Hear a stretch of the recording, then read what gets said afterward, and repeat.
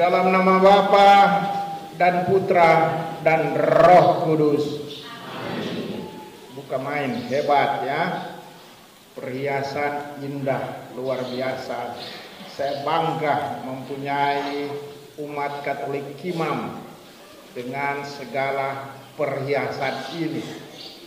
Luar biasa, tidak ada di tempat lain. Bahkan di tempat saya berasal, Manado, tidak ada perhiasan yang seindah ini. Perhiasan itu ada supaya orang tertarik kepada kita, supaya orang suka dengan kita. Terlebih cewek-cewek, gadis-gadis, mereka selalu menghias tubuhnya ya, dengan perhiasan, dengan kalung, dengan apa saja, supaya cowok-cowok, supaya lelaki muda tertarik kepada cewek-cewek, kepada gadis-gadis. Jadi perhiasan ada untuk menarik orang, membuat orang merasa melihat hebat dia. Nah, pertanyaan besar sekarang, apa yang merupakan perhiasan terutama kita orang Katolik? Apa yang membuat orang lain tertarik dengan kita? Apa perhiasan kita? Gedung gereja? Liturgi yang bagus? Atau yang lain-lain?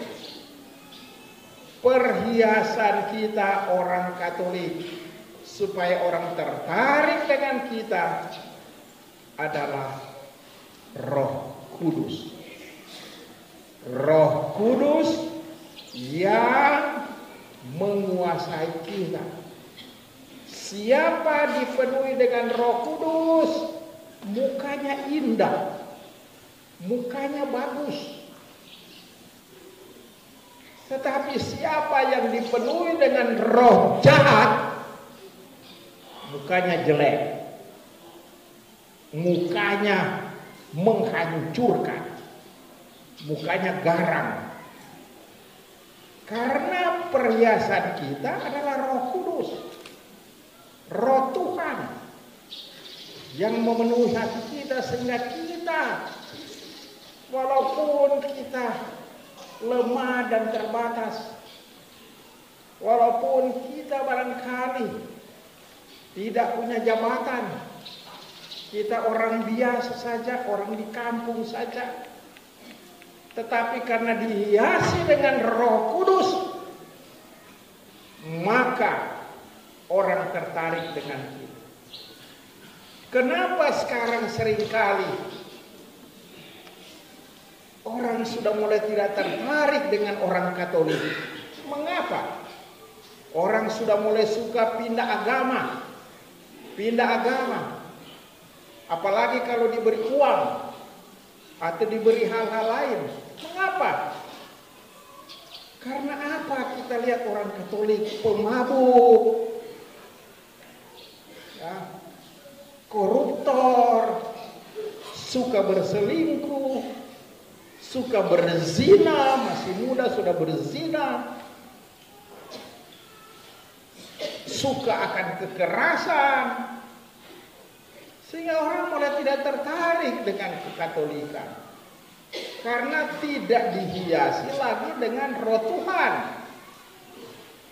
Roh yang membuat kita hidup baik.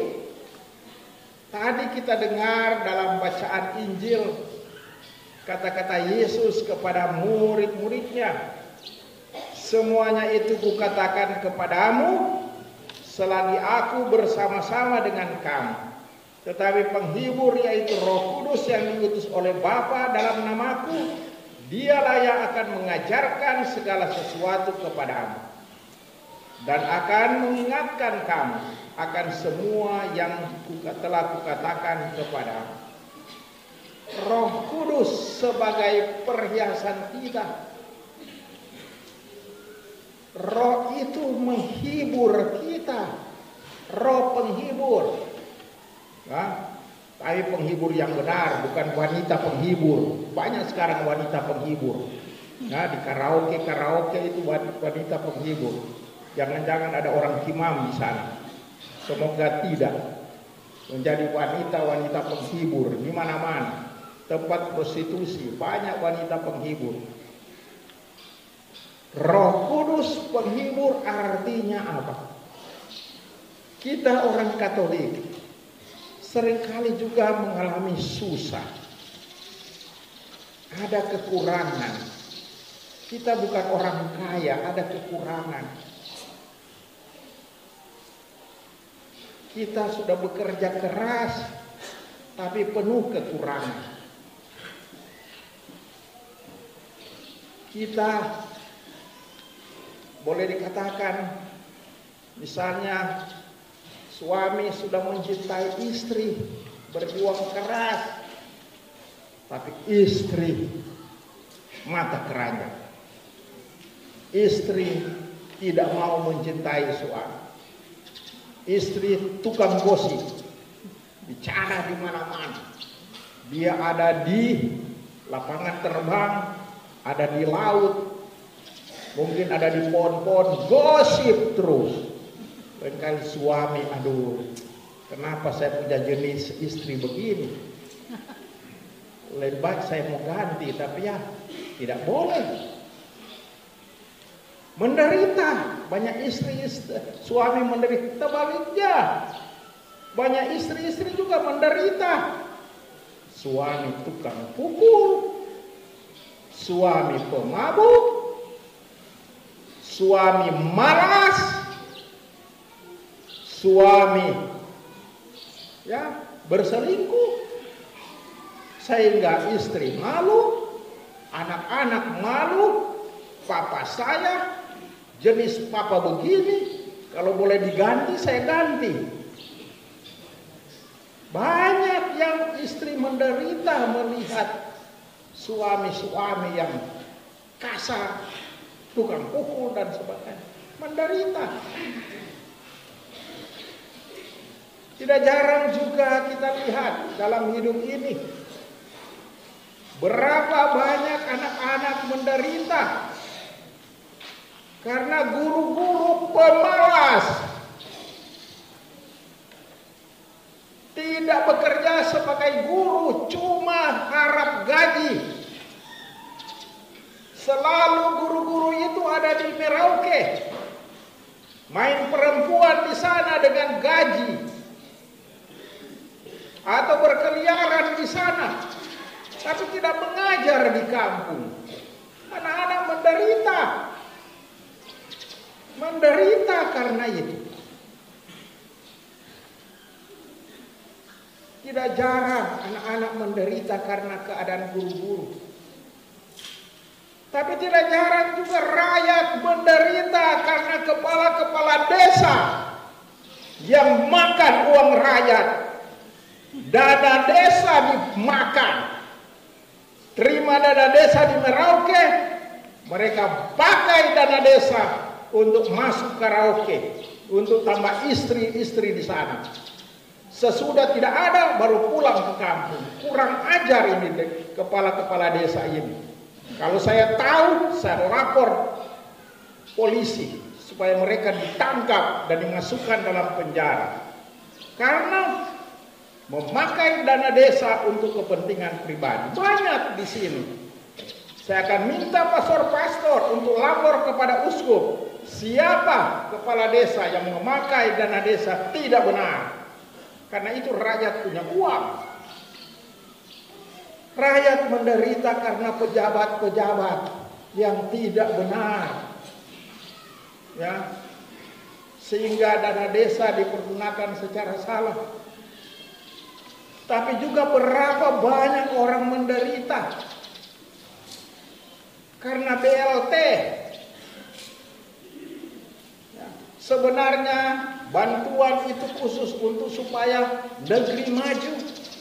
Tapi karena BLT, kebun-kebun tidak diatur lagi. Pastor Pius sebagai warga dari Kimam, dia mengatakan dia sedih dia melihat Bahwa kebun-kebun tidak lagi diatur. Padahal orang Kimam terkenal adalah orang yang suka kerja keras. Tapi sekarang jadi pemalas. Karena dapat bantuan dari pemerintah. Yang sebenarnya untuk membuat mereka rajin, menjadi lebih kaya dan sebagainya. Demikian negara kita menderita. Kimam menderita. Karena yang seringkali kita jadi miskin. Padahal banyak duit. Habis. Karena dana itu dipergunakan secara salah. Terjadi penderitaan. Tetapi saudara-saudara sekalian, bertahanlah dalam hidup baik. Bertahanlah istri-istri dan suami supaya tetap hidup baik. Walaupun menderita dalam keluarga. Anak-anak bertahanlah dalam hidup baik walaupun orang tua seringkali bikin pusing kepada Anda anak-anak. Orang muda juga bertahanlah hidup baik. Meskipun tidak gampang sekarang, lebih cenderung berzina.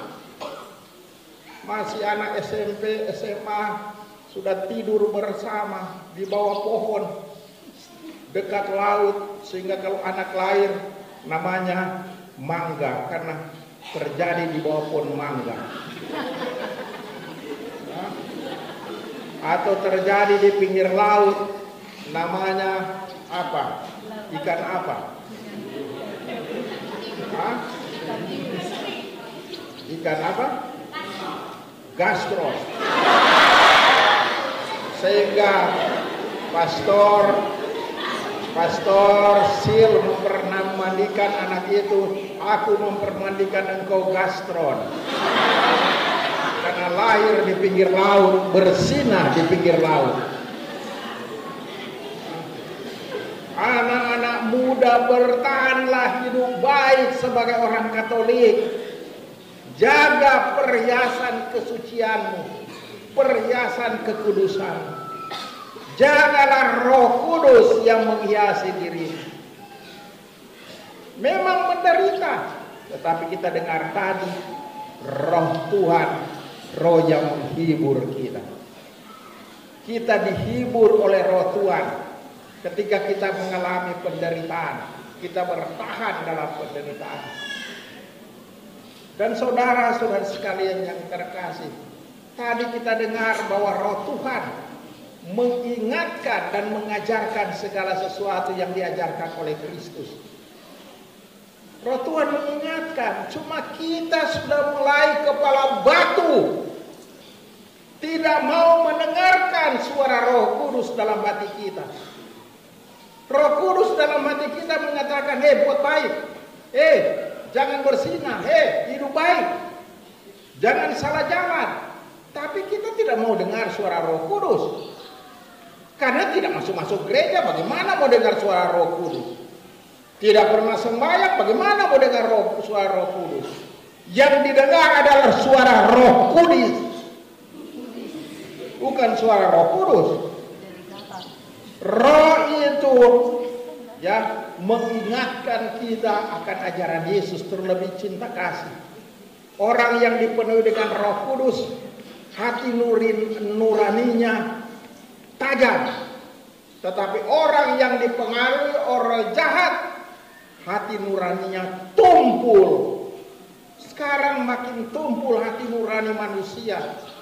Sudah berbuat kekerasan seperti tidak. Sudah berselingkuh seperti tidak. Sudah membunuh, menyakiti orang seperti biasa saja, tidak rasa berdosa. Karena suara hatinya sudah tumpul, tidak tajam lagi. Roh Kudus mengingatkan kita akan segala yang diajarkan Kristus. Dan kita dengar tadi dalam bacaan pertama, Roh Kudus dilukiskan sebagai tiupan angin keras, dahsyat. Artinya apa?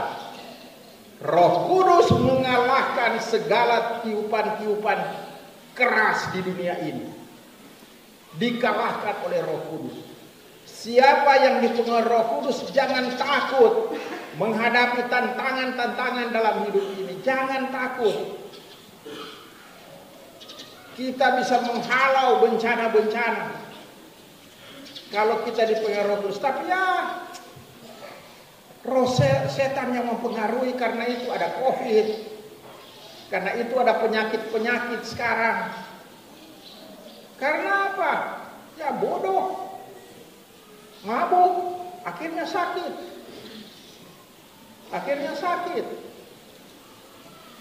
Malam tidak tidur, sakit. Karena orang katakan begadang, cerita di mana-mana. Seringkali juga HP sekarang menjadi kekuatan jahat. Terus menerus lihat HP. Bahkan di gereja pegang HP. Ya. Tuhan dilupakan. Akhirnya mata jadi buta karena HP. Selamat menjadi buta karena HP. Sudah menjadi kekuatan jahat ini teknologi. Orang lupa Tuhan karena teknologi. Terus menerus dengan HP. Ada orang bercerita dia HP terus. Seringkali saya tegur para pastor saya. Jangan. Kalau ada orang lain simpan itu HP. Jangan, karena itu akhirnya komunikasi antar manusia hilang. Tidak apa-apa kok tidak pegang HP. Tidak akan mati. Bahkan yang orang selalu dengan HP cepat mati. Ya, dan sebagainya. Roh Kudus mengalahkan kekuatan jahat. Tidak ada kekuatan jahat yang tidak disalahkan oleh Roh Kudus, termasuk dosa dan maut. Kita jangan takut mati. Jangan takut, kalau kita hidup baik, jangan takut mati. Tetapi orang yang hidup jahat, takut mati. Cuma penyakit sedikit, takut. Mengeluh terus, kaki semua sakit, otak juga sakit, akhirnya miring-miring, takut mati. Tidak ada kegembiraan dalam Roh Kudus. Dan selanjutnya juga saudara-saudari, kita dengar tadi bagaimana para rasul, mereka itu penakut. Tetapi ketika menerima Roh Kudus, mereka jadi berani mewartakan kasih. Kita orang Katolik jangan takut mewartakan kasih. Jangan takut. Kebenaran adalah kebenaran. Kalau kita lihat salah, kita bilang saja. Bukan karena dendam. Jangan karena kita dibayar, akhirnya tidak mewartakan kebenaran. Seringkali kita mulai jadi pejabat-pejabat, kepala desa, ya dikasih uang saja, padahal ada korupsi, mereka cukup mulut, dibayar. Jangan takut mewartakan kebenaran. Lihat para rasul, mereka berani mewartakan kebenaran di mana saja. Dan yang terakhir, Roh Kudus membawa pembaharuan. Dibaharui para rasul. Kita juga semoga hari ini menjadi hari pembaharuan di Kimam ini, karena ada 284 orang menerima Roh Kudus. Bukan sama saja. Besok lusa terjadi pembaharuan di sini. Mabuk-mabuk hilang total. Ya. Kejahatan hilang dari tempat ini. Karena diberikan sakramen Krisma, terjadi pertobatan dan pembaharuan, dan seterusnya. Saudara-saudari sekalian yang terkasih, Roh Kudus ada. Tetapi kalau kita tidak bersatu dengan Roh Kudus apa artinya?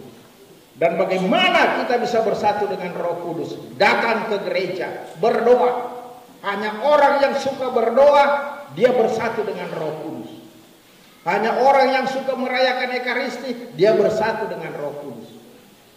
Tapi banyak orang sekarang mulai pemalas datang ke gereja. Mungkin sekarang ada karena uskup ada. Tapi sesudah itu kosong. Karena itu Roh Kudus tidak hadir lagi karena kita kurang berdoa, kurang berdevosi. Terkenal orang Katolik berdevosi kepada Bunda Maria. Tapi sekarang banyak mulai lupa doa rosario. Bahkan orang mulai lupa tanda salib.